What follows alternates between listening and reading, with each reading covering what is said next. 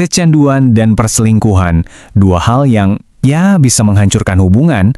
Pernah kepikiran gak sih apa sebetulnya akar masalah dari semua itu? Nah, dalam paparan kali ini kita akan coba bongkar alasan-alasan tersembunyi di baliknya dan kita akan dipandu oleh wawasan dari Dr. Aisyah Dahlan. Oke, kita mulai dari pertanyaan yang satu ini. Ini pertanyaan yang mungkin bikin banyak orang tua garu-garu kepala, kan? Rasanya kayak nggak masuk akal. Gimana ceritanya seseorang yang kita kenal baik-baik saja, tiba-tiba bisa jatuh ke jurang kecanduan? Buat Dr. Aisyah, ini bukan sekedar teori loh.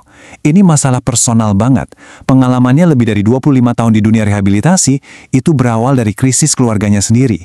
Hal ini yang mendorong beliau buat cari jawaban dengan lebih dalam dan memberinya sudut pandang yang unik sekaligus penuh empati. Dan jawaban pertama yang beliau temukan, wah ini benar-benar di luar dugaan. Ternyata ada sebuah sifat kepribadian yang justru bikin anak baik jadi sangat rentan. Mari kita sebut ini jebakan kepribadian damai. Jadi watak damai ini apa sih sebetulnya? Ini adalah sifat bawaan. Mereka ini tipe orang yang gak suka ribut, selalu pengen semuanya akur dan harmonis. Tapi disinilah kelemahan terbesarnya. Mereka itu susahnya minta ampun buat bilang enggak, bahkan untuk ajakan yang jelas-jelas negatif. Kenapa? Karena keinginan mereka untuk menghindari konflik itu jauh lebih besar. Dan coba lihat slide ini deh, betapa besarnya peran watak ini. Dari temuan Dr. Aisyah selama 25 tahun, 60% pengguna narkoba yang beliau tangani punya watak damai. 60%! Bandingin sama yang wataknya tegas, cuma 10%. Angkanya udah bicara sendiri kan? Sifat yang sering kita anggap baik ini ternyata malah jadi faktor risiko terbesar. Jadi intinya tuh begini, ini bukan soal moral yang lemah, ini soal kerentanan psikologis. Seseorang dengan watak damai yang gak dibekali kemampuan buat bilang tidak dengan tegas, bakal cenderung lebih milih ikut arus negatif daripada harus berhadapan dengan konfrontasi. Oke, sekarang kita pindah ke pertanyaan besar kedua. Kalau ternyata ada sifat tersembunyi yang bisa menjelaskan kecanduan, gimana dengan perselingkuhan? Apa ada juga mekanisme tersembunyi yang bisa menjelaskan kenapa seseorang bisa berpaling dari pasangannya? Ternyata, jawabannya juga ada di sesuatu yang nggak kelihatan. Sesuatu yang disebut Dr. Aisyah sebagai Baterai kasih sayang. Nah, ini analogi yang menurut saya cerdas banget buat ngertiin dinamika emosi dalam sebuah hubungan. Coba deh bayangin, pusat emosi kita itu kayak smartphone yang punya 5 bar baterai. Supaya kita merasa dicintai, nyambung, dan bahagia dalam hubungan, kelima bar ini perlu di-charge setiap hari. Kalau enggak, ya kita bakal mulai ngerasa hampa dan nggak terhubung. Terus gimana cara nge-charge baterai ini? Ya lewat 5 charger ini yang kita kenal sebagai bahasa kasih. Ada sentuhan fisik, kata-kata pujian atau dukungan, tindakan pelayanan, waktu berkualitas bareng, dan menerima hadiah. Kita semua butuh kelimanya. Nah, ini dia nih, biang keladinya.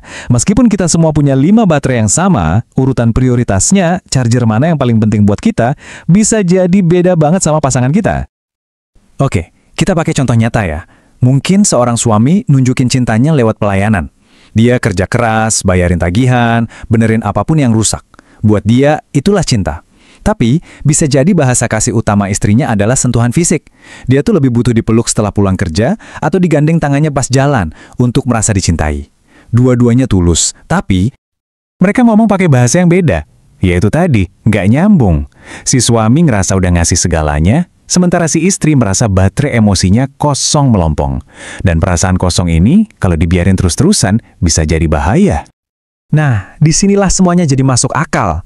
Perselingkuhan itu seringnya bukan soal cari orang yang lebih cakep atau lebih kaya, tapi soal pencarian putus asa untuk sebuah koneksi emosional.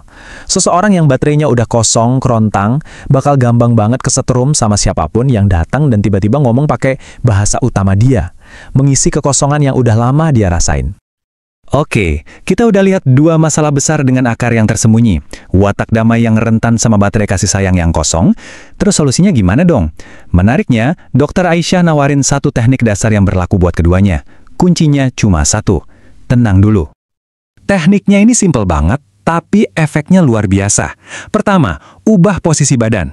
Kalau lagi marah sampai berdiri, coba deh duduk. Kalau lagi duduk, coba berbaring. Ini secara fisik maksa tubuh kita buat nurunin level energi. Kedua, atur napas. Tarik napas pelan-pelan lewat hidung, bikin perut kembung, terus hembuskan perlahan. Sebetulnya apa sih yang terjadi di otak kita? Tindakan simpel ini bisa memutus apa yang namanya pembajakan amigdala, yaitu kondisi di mana otak emosi kita lagi ngebajak semuanya. Dengan nenangin respon fisik, kita kasih kesempatan buat otak depan, bagian yang logis dan rasional, untuk aktif lagi dan ngambil alih kendali. Dan yang paling keren itu efek dominonya. Seperti kata Dr. Aisyah, ketenangan satu orang di rumah, apalagi seorang ibu, itu punya kekuatan buat menenangkan seluruh anggota keluarga. Jadi, kemampuan kita ngatur emosi diri sendiri, itu fondasi dari segalanya. Baik itu buat menghadapi anak yang rentan, atau memperbaiki hubungan sama pasangan. Nah, setelah kita ngobrolin semua ini, yuk kita balik lagi ke diri kita masing-masing. Wawasan dari Dr. Aisyah ini bukan cuma teori, tapi ajakan buat kita refleksi. Pertanyaannya sekarang bukan lagi, kenapa sih dia begitu? Tapi lebih ke, oke, apa yang bisa saya pahami dan perbaiki dari sini? Mungkin langkah pertamanya simpel banget. Cari tahu charger utama orang yang Anda sayang itu apa.